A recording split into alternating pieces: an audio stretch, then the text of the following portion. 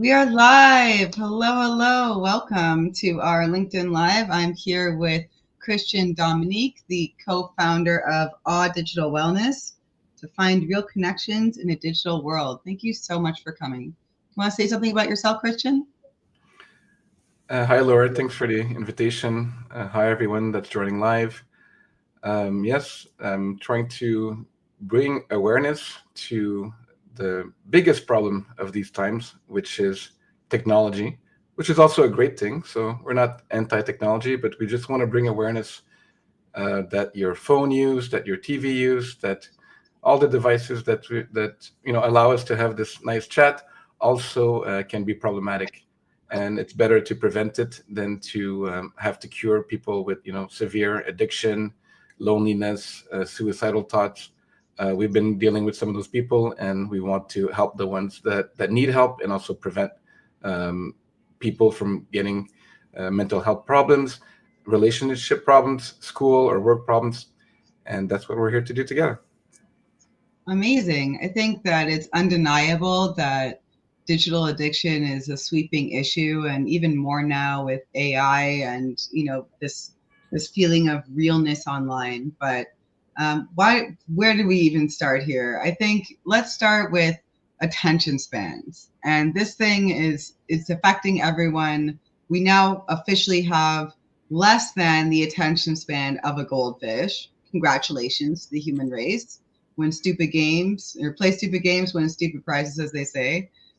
So, how does All Digital Wellness, or how do you believe that we can combat this attention span problem? Well, attention is, as I say, the key to life. We used to say, time is the most precious resource. It's more important than money. But then we realize people have time, but they're not using the time with the right attention. So attention is the most precious resource. And, some companies have found that out. So they're, trying to take our attention to get, whatever rewards that they want. But what we want is to give your attention back to you by being more aware of what attention you're doing and what you're getting from it. So it's not only the amount of time that you're spending on your device, but it's also, are you getting a meaningful experience in it? We're not anti-device. There's great things that are happening with those technology, just to be more aware of what it is. So how to regain attention? There's a few things. I saw a post lately that I reposted on how the brain is affected by sunsets. Actually, this morning I saw a beautiful sunrise. It was raining for a few days, but today was a beautiful sunrise. And those things can help your attention. So, having plants in your office, going for a nature walk. Nature has shown there is this theory called restoration attention theory. Many papers written on that explain how you can regain attention slowly by having more exposure to nature. And one of the latest study by a research team in China looked at restoration attention by social means. So people were going to a social festival, an event, and they saw that their attention was regained when they had good social connection and social bonds. Amazing. So, I guess I can't say enough about nature. Nature is proven to reduce anxiety, reduce depression, reduce your heart rate, feel you more make you feel more connected to society and yourself. So I guess I'm not surprised that it is also helpful in attention. And there really is nothing like a good sunrise or sunset. So looking forward to many more of those as the summer continues. What do you think about the relationships and how our relationships are being affected by our addiction to screens? So, there is some specific individual issues. We know that using phones, internet is, even if it's not a problematic use, so if it's a regular use, it's still affecting your level of anxiety and depression. So regular use affects your level of anxiety and depression. So that's on your own. And when it comes to relationship, that's even worse, because it's really, helping people to feel at home, just watching their phone, not being able to connect with their partner or with their friends at a dinner table. So there was this actually interesting stories I heard yesterday from my friend.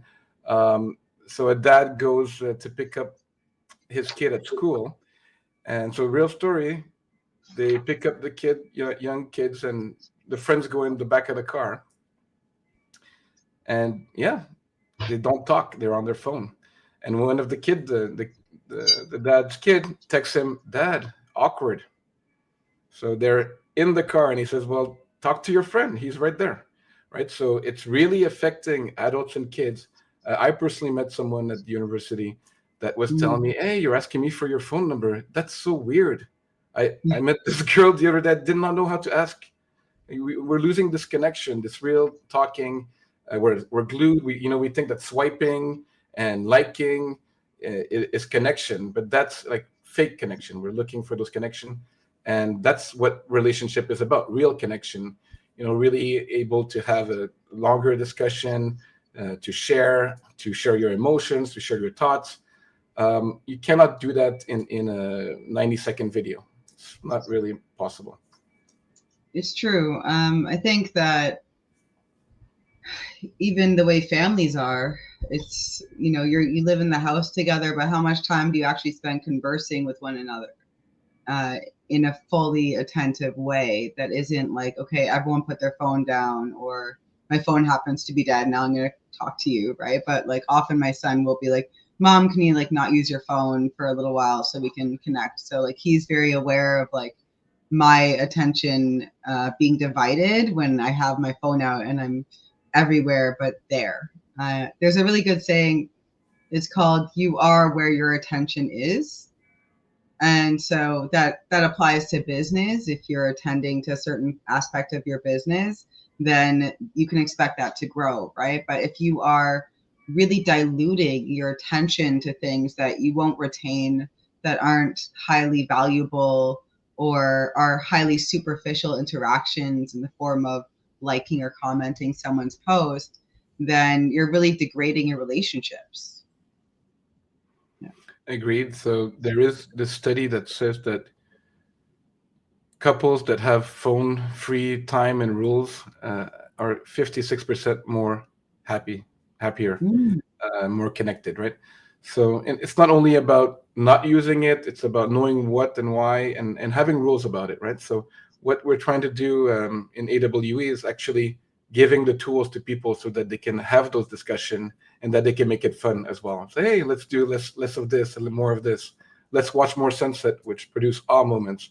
Let's make sure that we're not sitting on the couch and both looking at this and not connecting physically or mentally, and physically as well. People have used the device to not speak and look at each other's eyes, but also not to touch each other. We've had like this whole social distancing experiment a few years ago, and mental health went pretty bad. So we need oxytocin, we need touch, we need connection, physical and emotional and mental, and those devices can do kind of a simile thing, and sometimes there's good content, right? So we have to not throw the technology away, but be more mindful about that. And when you talked about your attention, like, this is presence, right? So are you in the present moment? Are you mindful of what you're doing and why? And if not, then you're distracted or disconnected. That's true. Um, Back to what you were saying around the pandemic, do you think that we're ever gonna feel like connected again? Because like there was so much disruption in like children, especially the ones that were like, honestly, any age was bad for its own reasons, like super young, middle school, high school, first 2 years of university, like that was all really, really bad for development. So what do you recommend that parents can do to help get their kids back on track, or what do you recommend that young adults do to start to understand how they can disconnect from the screens? Because maybe they've never had a period of their life where they weren't kind of hooked on an iPad or a cell phone. So, how do you start broaching that subject? Well, actually, a friend of mine requested through WhatsApp this week to send him a voicemail to so that I could share with his nieces and nephew, because he was saying that he's seeing the addiction in those kids. One is 5, one is 12. He said, Chris, I know what you're doing. I see what you're doing, and I see it in real life. Can you please give me a message so I can say that to them, and explain the science in a kid's way, right? So I was explaining how your brain is, for kids. I imagine that your brain is something that you need to take care of. And when you're using your cell phone and device, your brain is a little bit happy. So you're having some of the dopamine. But when you're playing with your friends, then your brain is happier. And then you have the serotonin and other hormones. And so, the number one suggestion I give to people is to refine play outside of the internet, right? So there is gaming, there is other things, Mm, but it's kind of we have a playful nature, and playfulness is great. We used to do it when we're a kid, and now the kids are not doing it, which is not good. yeah, So we need to be able to play with each other. It's not just sports, but it's just like, conversation, and have more playful, more humor. Everyone likes a good laugh, but you don't have to just watch at reels to laugh. You can actually make jokes with your friends. Isn't that yeah, better? it is. Yeah, I love jokes. And it's so true. Like people, how often are people just sitting around at a park, just laughing and hanging out with each other and joking around? It's always like, teenagers hunched over their screens in a group or something. There's a Uh, statistics in the US that in the last 10 years, there's 50% less picnics. So don't you like a mm, picnic? It isn't nice. Your summer's coming, but people yeah. don't do that anymore. So, those Well, are the things that social and nature at the same time we're not doing. mm, I love how you have such a specific stat for that. That's so good. So let's talk a little more about the addiction when it comes to chatbots, because there were some very life and death situations that have actually come about from these AI chatbots and from people trying to have like a relationship with AI. And of course, there's some crazy stats that Prof G, also known as Scott Galloway, he's very passionate about the topic of young men and how less than 30% or something of men under 30 are in a relationship. And that's not the same for women. Of course, women like over 60% are in a relationship, but they're dating older men. So that's how that works. But like men have just sort of fallen into what I'm guessing is a mixture of complacency from porn and just not knowing how to approach women and not wanting to set themselves up for failure there. So I guess that's a bit of a two-pronged thing. What are we going to do about the porn thing and the relationship thing? And then the other one is, how do we protect the newer generations and the young folks, and even anyone that's prone to loneliness, from just settling for an AI boyfriend or girlfriend? Well, for the porn question, of course, we need more porn. No, I think we have enough porn, but I'm not against porn. The idea is that you have to know how to mitigate porn. So if you're in a relationship, for instance, there is a study that showed that also above 50% of people that watch porn together or talk about their porn use in a relationship, it's good. It makes more relationship, less conflict. But if you Yeah. have secrecy watching porn in a relationship, then it's not as good, and there's some negative circumstances for life satisfaction, couple satisfaction, and sexual satisfaction. Mhm. In terms of the young men that are watching porn alone or that are on dating apps, it is more discouraging for men to be on dating apps because a few other statistics. Of course, everyone knows that women swipe right more, yeah, and the idea is that women have biologically been the selective sex, and men have to prove themselves and show. And what happens online is that they lie about themselves. So there was a study that more than 70% of people said something untruth or posted a picture that was not representative on their profile. 70%. So people are lying, trying to get, and then the Most of them. expectations are going very high. You meet those person, they're not real, they're not saying that. So it becomes a kind of it seems very attractive, but you realize again it's fake connections. People are not saying hi in a coffee shop anymore, or saying hi in the metro. Hey, what book are you reading? Things like that. It's like, no, I'm gonna find the mate of my life because there's so many, right? So it sets the expectation wrong, and then those men feel like, I'm nothing. I have no self-worth. And another study made by Canadian University looked at that there's many women on those apps that don't even go meet. They just want to see if they're hot. So they put those things. So guys are like, why is no one responding?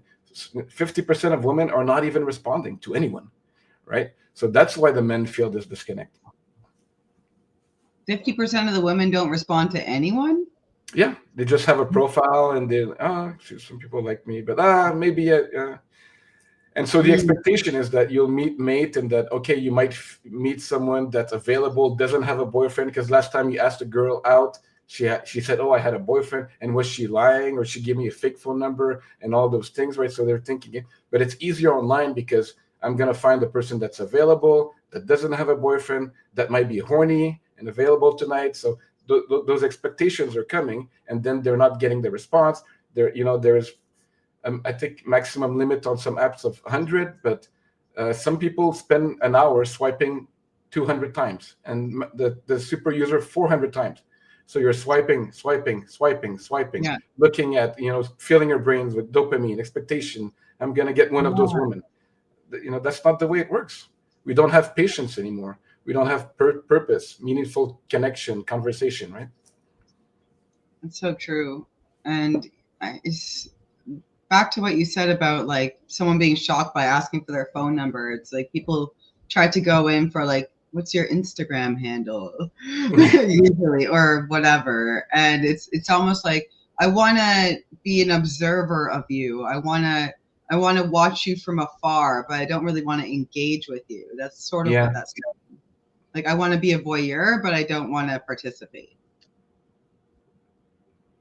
That's odd. exactly. There is Odd this. shift. It's an odd shift. What do you think this is costing us as professionals, and as a society, right? Like, what would you say the average screen time is for apps that are not providing professional value? Like, let's say just scrolling TikTok and that kind of thing. Well, there was, a study that said that university students were up to 9 hours on their smartphones. Professionals probably less because they're on the computer, but still about 4 hours for professionals. So that's a lot, 8 hours at work, 4 hours on the phone, and then, eating, and then sleeping, right? So people there's another statistic, I think it's close to 80% that the first thing that they do in the morning is look at their phone. Right? Okay, sometimes it's the alarm, but sometimes it's the meeting. And so I don't sleep next to my phone, or only specific thing. And normally the first thing I can do in the morning is read. Actually, I try to read half an hour every morning. Much healthier routine, and taking the time to digest information and not being bombarded by messages, by content, right? So this is affecting us greatly.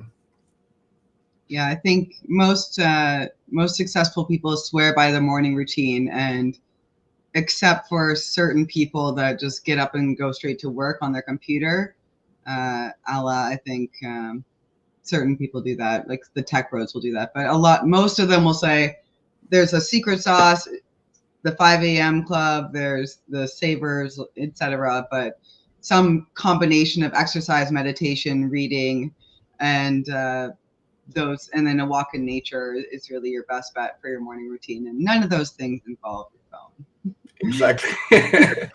And that's one of the concepts that we have in our platform, is that we don't only want to tell you don't have the phone use. It's more like, what would you like to do instead? What can we suggest that you do instead? And whatever it is it going to the gym? Is it meditation? Is it walking your dog? Are you spending time with your children? Because people are not spending time with their children, right? That's what we're seeing. People are not only busy, but they find the technology. Before it was the TV. We'll let the kids watch TV, and they won't bother us. And now we're having, let's have this tablet, like my friend just mentioned. I'm seeing those kids with phones and tablets, and they're not playing with each other. They're not playing alone. They're just playing with this device. That's sad. So what are we back to the AI chatbots? There's like tens of millions saying that they have a relationship with AI, like that movie Her, for instance. Where does that come into play in all this? Is there a good use case for that? Um, there is romantic relationship with chatbots.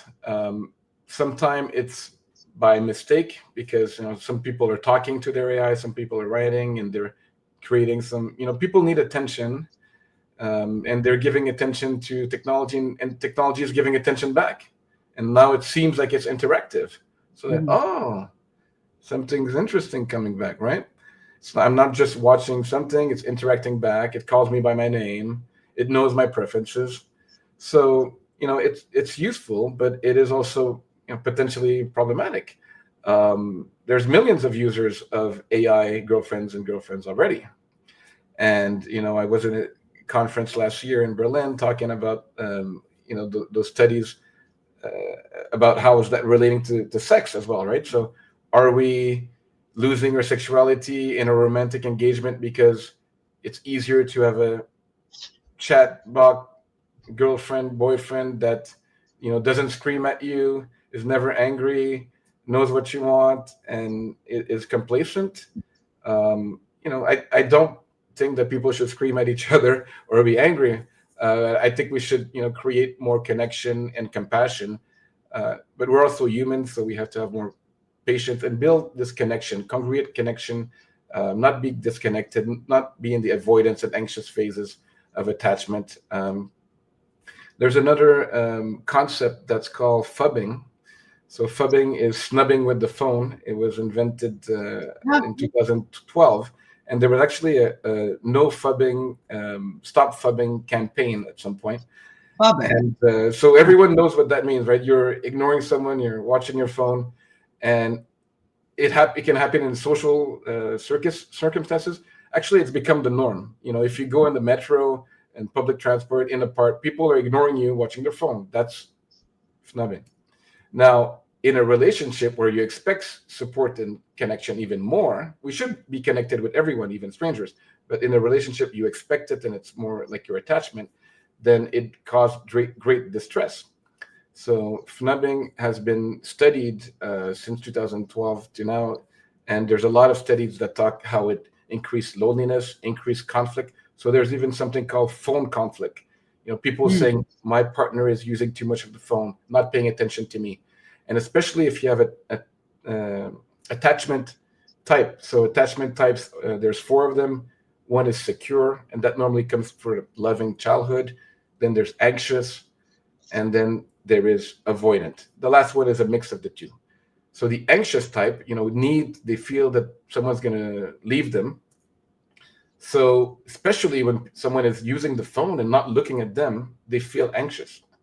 And then that comes back to a cycle of I need you, but you're not looking at me. We're in the same room, but we're not actually connecting. We're spending so much time in the same house, in the same room, but we're not connecting. We're on our device. One maybe working, one on the phone, when they're not looking at each other's eye. If you're lucky, they're touching each other a little bit. Hey, I'm here, baby.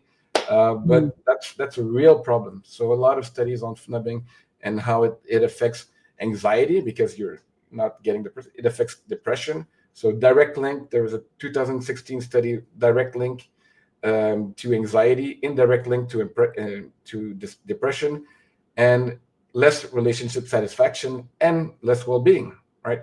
So a Mm. simple thing is affecting four things in your life. Um, you should think about it. Right. Next time you're snubbing. Good point. I agree. That does make me insane when you're trying to have a conversation. And I think Kareem here agrees. Very frustrating trying to talk to someone when they're staring at their phone. It's like, can you at least look at me? Yeah. That would be Exactly. great. And to start, I wonder if eye contact has gone down significantly too. I'm willing to bet that it has in You're what? general. Sorry. Eye contact. I'm I betting can't. that. Oh, for sure. Yes. Yeah. People are looking down. There's this movie, Don't Look Up, that was on Netflix. Mhm. But yeah, there's actually some studies that because of technology, there's been a lot of accident. People on their phone, either they're walking, they hit someone, or they're driving, they kill someone or get hurt. So there's, eye contact and also physical safety, right? So we're losing the connection. We're losing the connection with the beautiful world around us. When I walk, I look at the architecture, I look at the trees. People are often losing eye contact because of that. Ouch, that sucks. If anyone's read Atomic Habits, it's one of the bestseller. They'll know that you can't just expect to break a bad habit and without actually replacing it with something else. So, can you talk about some of the psychological mechanisms that you've like baked into your app and to your basically to your promise to be able to break your digital addictions? Yeah, of course, we've read James Clear, Atomic Habit, and a few other books. There's a lot of things about habits. So habits are actually created to make your life easier. Things that you do, so your brain becomes a bit lazier because we don't want to use so much power. So we do the same things and we don't have to think too much about it. And then it becomes a little bit difficult if we want to change them, right? So what are we trying to do in the app is to first make you aware of them, because if you're not, then it's difficult to change unless we trick you and try to manipulate you to change. But that's not our purpose. We really want you to be aware of what you're doing and why, and have purpose for a change. And a lot of people say, okay, I know I want to change, I want to do this, but how can I change the habit, right? So first of all, you have to understand it's not easy, it's not a quick fix, and it's repetition, right? So a lot of people go to the gym, for instance, or practice before they have a presentation. So we know that we need to practice our muscle for sports, or cognition for something else, but people don't talk about the mental gym for mental health. So people really need to think about this as a process that's going to take time. And then every day they commit to it, right? So first day it's difficult. Second day it's like difficult. It can be months that's difficult. But our app is going to try to help you knowing where you're failing. Have support also with your family and friends, so you can connect with your family and friends. You can connect with us. We'll have an AI integrated that is not your girlfriend or boyfriend, I promise you. But that might just help you to look at your patterns. And you can do also, we have some psychological assessment, right? So you do some fun tests about how you feel. Are you anxious or you're not, your patterns, and then we're going to use your data for good. That's what we want to do, to help you change. Oh, okay. So first you like track what you're doing, awareness, and then look at, okay, do you want this, right? Is this how you want to spend your time? And then I guess you just sort of go piece by piece. Something that I've done off and on for years and have gone back to is just deleting certain apps, like for myself, and I'm sure for you as founders, we need to, yes, have a digital presence because marketing, because that's our livelihood and you can't be a ghost online. But I found that when I do have, for instance, Instagram, I haven't touched TikTok because I know how addictive that is. But, these algorithms are very, very powerful. You have some of the best minds in the world doing nothing but figuring out how to keep you on that app. And I think we've all had that 20-minute lapse of time where we're like, what just happened? What did I just watch? And like, I did not time budget for this 20 minutes of like wasted scrolling, right? So I'll just delete the app. If I have to post, I'll reinstall it, post, and then delete it again. And that's my fix on getting the apps away from me and still participating on it. What do you recommend for other folks? Is there something else? Well, first I'm going to say that it is possible. So this is, my third business, and I think I had a business Facebook once someone created. I never was on Meta, and I'm not against any app, but I'm not on social media really, and I can do it. And I have a marketing team that will post things out, but you don't have to be there. Although you have to be conscious that it's there and you can get your word across. And I'm happy that we get to talk to some people and maybe get some feedback about is what we're doing relevant.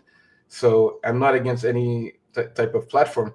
So I would not even say to delete anything. It's just the awareness, right? A lot of other companies and apps are trying to block your app, or people are deleting their app, or they're blocking the color of their screen. So those can be helpful, but they're still looking at the symptom, not the real problem. Mm. The problem is that you don't have something better to do. So Mm. when you have something better to do, that won't even matter what, something isn't it's install or not, it doesn't matter, because I have some other purpose. And that's what we're going to try to help you with our community. That's so important, because what happens over time is, like, you have these big lofty goals. Let's say you want to write a book or launch the business or whatever it is. And something like that takes time, a lot of it. And what we do is we sacrifice our near-term goals for our short-term goals. And we never get to those, sorry, our near-term for our long-term. And we never get to those long-term goals because we're just so, like we're like a hamster in a wheel, right? We're not like actually thinking about, if it's taking me 6 months, how do I reverse engineer that goal to do it a little bit every day or whatever? And it's a little bit every day, and it's just I think the mind shift that can be done slowly, of course, it doesn't come right away, is we're looking for direct attention, right? So again, a book can take hours or days or months for some to read, and a video takes whatever time it takes, right? So, but the reward of a book is maybe better, but do you have the time and the energy to read? And it's more active, and you want to be passive, and okay. So, but same thing with work, same thing with writing a book. I wrote a few books. It takes time, but one word at a time, right? And the beautiful thing is, like, you don't have to. Dopamine also allows you to do something, right? So if you really have a purposeful goal in the future, dopamine can also give you something that is the same, and say, oh, it's delayed gratification, but I'm still going to get dopamine now because I know the goal is so important that I'm having right now. I'm happy doing this, even though it's difficult, right? So we want to give people the courage to do the things that they really love. And when they have the purpose, it becomes easier, and the process also becomes easier. That's true. So like, finding meaning in the meaning crisis is something that John Vervaeke, who's now kind of becoming more mainstream, but he was one of my cognitive science professors at University of Toronto, and I was also taught by Jordan Peterson. I even got them to do a debate together, and I see that they're still debating each other now, 10 years later. So that's really cute, and I love that. But I'm kind of team Vervaeke, because he's always talked about the meaning crisis and how this is like the pinnacle issue of the 21st century, because all of our wisdom institutions have become highly weakened. People aren't so sure about what they're going to do when they grow up. Before, it was a given that you'd be a bricklayer or a chef or a knight or whatever it was. And now you could be anything and you can believe anything. But all that kind of means that you start with nothing and you have to really create that. So what is your advice for people that are still trying to find their purpose? It's very simple. Purpose is right here. You can find awe in anything. Just look, be present, and you don't need to have like a super lofty goal. It might come at you in one time. Okay, this I want to do, and I'm going to spend X amount of days or years to get to that goal. That's great. But every day, that's the meaning is right here, right? And I would say that the most difficult part is that we ask other people to give us meaning, or we ask our biology to give us meaning, and they're probably all wrong. You need to really increase your awareness and have those types of slower moments to figure out, hey, meaning is right here. And I also enjoy Peterson, but I think in some aspects he's great in understanding human beings, and in some aspects I also see some things like I could debate with him with. But You the don't point want is, we're all having like this ability to communicate and to conversate and to make. I think we have this ability now. We're having short content form, but like some of the podcasts, like Diary of a CEO and Huberman, or doing 2-3 hours podcasts, and people are taking time to have longer and longer conversation. And I think that kind of gives the chance to some of us to not be trapped in that attention. You have like people here on this live connecting, interacting for real, right? Not just watching this video after, connecting. So thank you everyone that's on this live and want to participate in these real connections. That's what we're aiming for. That's meeting. You take the time of the day to talk to someone.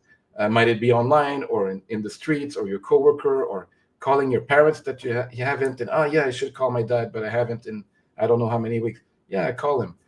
Small things like that, and that's meeting. And in our company, for instance, our employees, they have it's always family first. Hey, we're also sometimes working weekends, right? So hey, I have spent time with my kid. Please don't bother this person. It's his day with his kids. Family first, right? So that's meaning. It's not just an objective, a financial objective, a status objective. It's meaning in every day and the people around you. It's true. For those that are looking for something that they can really hang on to, again, books, right? So there's a few books that have changed my life. One of them is Hero on a Mission by Donald Miller, and something he instructs you to do is write your eulogy. So how would you want to be remembered by everyone? What would you want them to say about the kind of person you were? And if you do that one thing, of course, then there's the whole, 25, 10, 5-year goal thing, right? To reverse engineer that. But I think if anyone were to do that, and then kind of keep that handy to give you a bit of a guidepost on how you should spend your day, right? How you should just try and touch people with your presence and with your attention.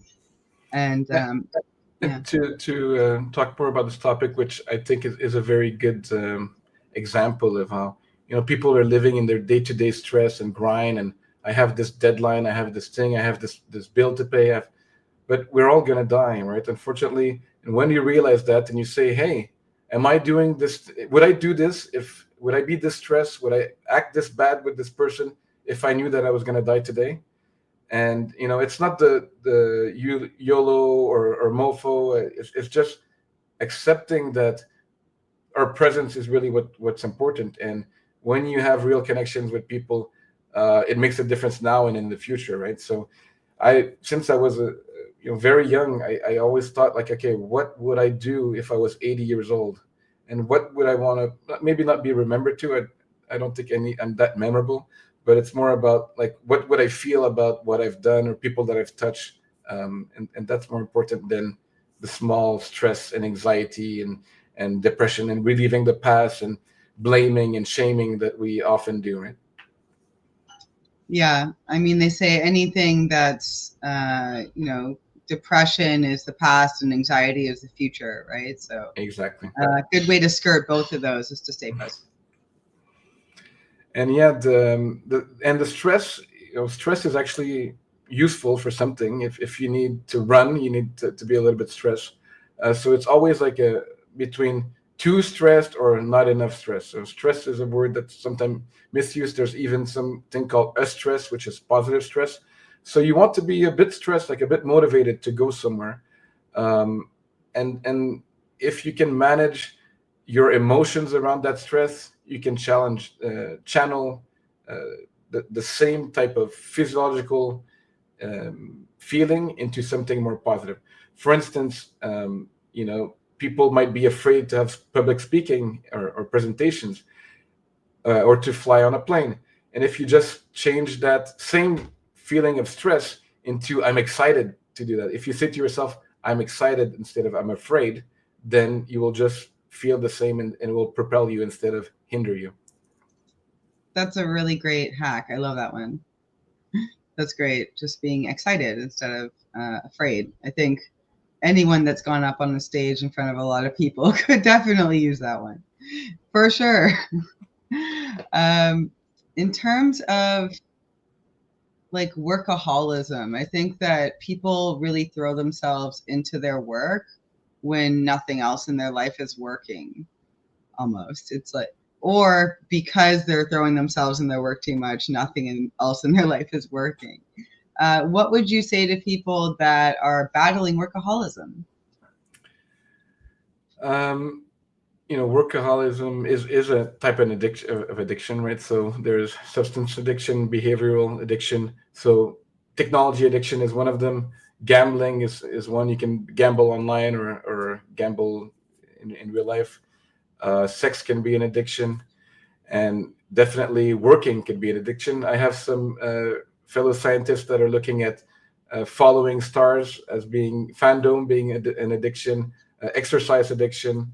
So there's different type, and work is, we're all in this business world. Sometimes hard to cut because you have so many things to do in a day, right? Um, my suggestion is just be aware of your level of energy, and do what you need to do right now, and feel no qualms about not finishing things that should be done if it cannot be done because of the time or your energy or the resources, or something came up technologically or financially.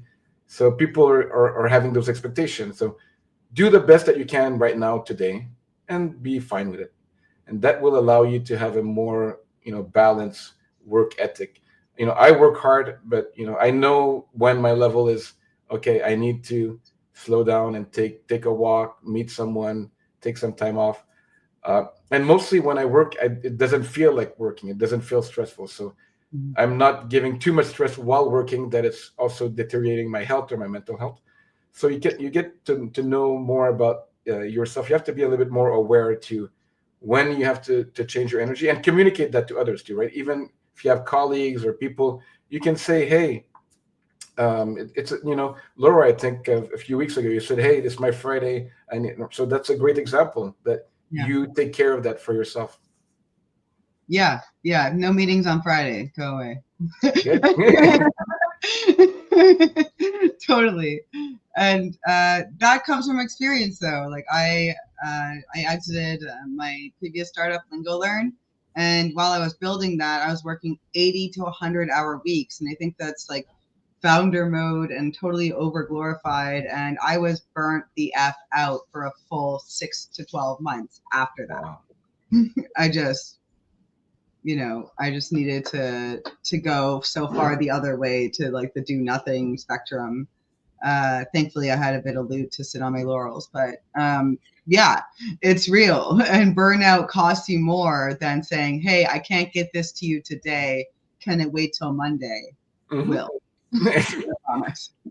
I always say, no one's really gonna die. Like, you might lose a contract, you might lose this, but if you don't do that, you might lose your health for, like you said, a few months, or mental health, right? So you have to be conscious of your habits, and your work is one thing. We're working with devices, we're working with people, we're getting some expectation, we want results. And I could talk a little bit about neurodiversions as well. So for instance, ADHD people seem to have phone addiction. From some studies say 17 to 25, and another study says up to 35% of people that are phone addicted or have ADHD. And there's also a Wow. bilateral relationship where the more you're using, the more your symptoms are exacerbated. And then there's also giftedness that are generally have more dopamine and more energy, and are more prone to cognitive load, so can be more addicted to digital and other habits, including work. So also be aware if you're a workaholic. Do you know your neurodivergence possibility? Do you know what affects you? How to calm yourself, and not be assured to not be afraid or ashamed to share that with others and your peers, and saying, hey, my brain's a bit like this, and I know my brain, I know my body, and I'm okay with that, and I think that makes a difference. We have also some neurodivergent people in our team, and they can share that, no judgment. I think this we're at the stage where we know much more about the brain than we did 20 and 30 years ago, and we should use that as as an asset to be happier together, right? Absolutely. I have a fun, complicated set of things. I definitely had ADHD, and I was diagnosed with that in my early 20s. Wish it was sooner, but okay. At least it wasn't too late. And uh, recently, I was watching Love on the Spectrum, and I noticed that I had a few tendencies. So I did an online test, a pretty good one, based on some of the DSM OGs. And I score pretty high. Like, I'm definitely somewhere in the Asperger range, sensitive to noise, bit blunt, not great on the emotional intelligence scales. So I knew these things about myself before, and it's made a huge difference when I now kind of join a new team, because I do a lot of venture partnerships. So I'm on a lot of different teams. There's always a kind of talk where I say, look, I procrastinate like a mofo, but it'll get done. It gets done in my time. And I may say things that I didn't sugarcoat, and I'm sorry in advance. And this is the sugarcoating for you now. In advance, that's good. Preventive sugarcoating. Well, yeah, I think sorry, not sorry. Yes. It's definitely great to know that we can talk about this more openly. I have also been diagnosed as gifted, and some people will say that some things I say sound arrogant, or that I work too much, or that I take things too complicated, complex, and I get it, and I can say, hey, maybe that's why you feel that way, and I hope you understand that it's not of bad intent, it's not my ego, it's just the way I see the world or think is a bit different, but we can also coexist, right? And I think those discussions are happening more and more, between the expectation of employees, co-workers, family. That's great that we can be aware of that. Yeah. And I think we all really need to build more tolerance for each other, because certain psychological, I guess, labels have been used way too much. For instance, toxic or narcissist. These, of course, there's narcissistic individuals and there's toxic relationships. But I think that they get conflated with someone having a very fair criticism of you as well. Are you seeing a rise in like narcissistic tendencies in the research, or is it just a rise in the word narcissistic? Oh no, the popular understanding of narcissist is horrible. I've looked at a lot of narcissist research, NDP. Yeah, I would say that I would just say that people think that if you're acting egoistically, you will maybe have a label of this. Or I agree, toxic is not a good label. There is a difference between a narcissistic psychopath, different types of tendency, and some people don't actually have the same level of emotional empathy or compassion, and that can translate to feeling that this person is labeled a jerk or this or that. The research is that they actually I was in a conference 2 weeks ago about narcissists, actually, and it is an evolving science. We still don't know everything about it, and it has to do with emotional regulation, and there is some cues and places where the research is going that might be interesting. But for the general public, overusing those terms, narcissistic, toxic, I would just call it like, are you aware of your ego? Is this something coming from the ego or from compassion? Are you trying to connect? Are you trying to build or destroy? Connect or disconnect? And most people go through those phases often in the day or the week, and just try to be aware when you're thinking, is it ego? Am I identifying for this? Is it a possession that I'm having, or am I present? Right? Possession versus presence. Interaction versus isolation. Yeah. And, fear versus love, I think, is another kind of way to really just encapsulate that in the most simple terms. And I mean, it sounds so trite, but you have to choose love. In fact, earlier today, I did not choose love. And I already regret it. So, yeah, wherever you can, I think it's just that there's like a millisecond where you can choose your reaction, right? People say, oh, you made me feel this way. You made me say that. No, yeah. No, no one made you do that. You chose that. Yeah, it was a very quick choice. Maybe your reptile brain made that choice, but it was still part of you. Exactly. Yeah, yeah, yeah. We're not like children. Like children haven't developed that filter yet. But I mean, if you're able to stop yourself from saying hurtful things sometimes, then you're able to stop saying hurtful things all the time. It's true, but children forgive more easily and Mhm. don't have as much resentment, which adults don't. And children have, I think, 12 times more smiles than adults and 15 times more laughter than adults. So we Oh, forget to wow, that's smile, we so forget to sad. laugh, and we can still learn from children. Oh, that's so sad. We need to laugh way more. That's horrible. I'm a real advocate for hobbies, and I think what you're saying is like find something better. So with Yeah, COVID, find something that gives you find something that reconnects you to the things that you love, your hobbies. Do you prefer to do arts and craft? Or do you like to do video games, building because that's what you love? But you're doing it with passion. You're not being enthralled by the video game that's addicting, right? So you might be creating a video game, so you're creating, not being passive.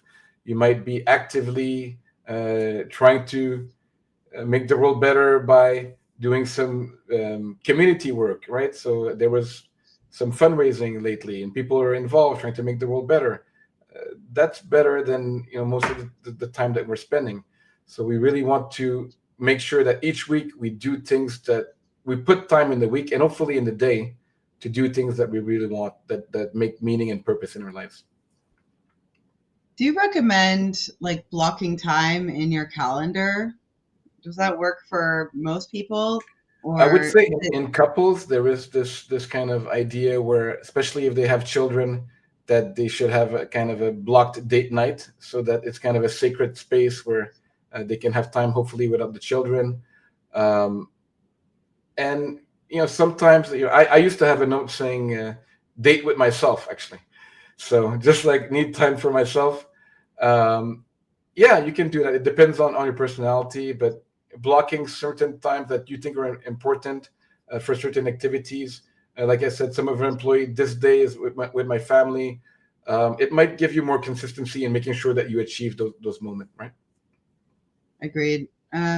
One thing I use, which is not digital, but it's called the Best Self Planner or Best Self journal, and it's got so many awesome features. Like there's a habit tracker, there's like quarterly goals, there's like a monthly view, and then there's a section for monthly reflection where you just sort of, as the month goes on, just jot down memorable moments or like what you made progress on or what you didn't make progress on and what you should continue doing or improve Yeah. doing or start doing or stop doing.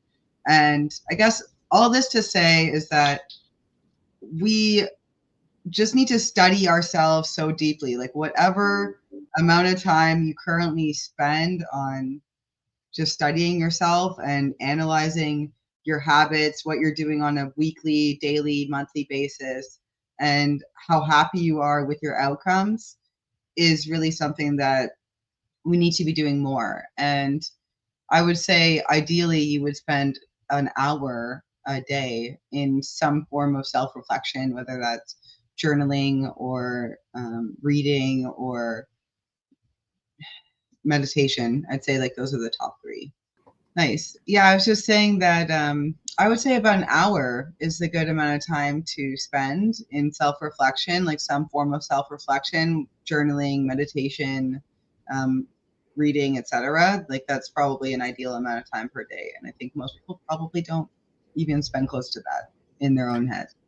And again, that's why we're a habit expert. It's always like do the least friction first. So start by reading 5 minutes a day, 2 pages, right? Who cannot read 1 or 2 pages a day? And then build up, right? Meditate 3 minutes, and then you can go to 15. And then maybe at one point it's too much, and you want to readjust, and you can change. But like everything, our brain has a lot of neuroplasticity. Even as adults, we know, and it's actually it becomes more neuroplastic when we pay attention to something. So when we pay attention, we learn. We tell our brain that we can learn. This is important. Let's learn this. And by doing those things, we can change finally with neuroplasticity. our habits will change and improve the way that we want, and later we can change them again. But just being aware of our digital habits or regular habits, and not saying that we're bad if we're not consistent. If one day you didn't do what you needed to do, that's fine. Continue and keep tracking not only the time but the emotions, and why are you struggling doing that, so that you can remove the barriers. A lot of things are coming from atomic habits. There's other techniques, other things that we know how to make your habit quicker and last longer. Right. How much would you say that diet plays into our mental health? Diet is important. I do intermittent fasting. I try to eat healthy food. Um, there is hundreds of theory of diet. I won't go into anything specific. I will just say that be aware what the food is doing to you, and also supplement. Sometimes you need supplement, or you're taking supplements, or are they helping or not? And keep experimenting. So I don't think there is anything that everyone should take this or these foods. It's more, how is this food affecting you, and are you also be able to track if I eat this way or this time, or how much? Well, of course, if you eat too late, it's difficult for the sleep. Uh, there's some things maybe you shouldn't eat also too early in the morning, but in general, the quality of the food has gotten better. And again, the problem is we're going to the gym, we're eating healthy food, but we're not making sure our mental health is healthy. So the mental gym and the mental diet. So the diet for the food is the calorie intake and the quality of the food. And in social media, it's the quality of the information and the quantity as well. Are you over binging, like you overeat with food and you become fat? Well, the same thing will happen with your mind if you don't check the information that's going in there. Absolutely. Doom scrolling totally had me by the neck while certain events of the last 2 years have been unfolding. So, It's like a big chunk of ice cream that you can't stop eating, right? mhm. Yeah, yeah. And it like we're so driven by it's like we're addicted to outrage too.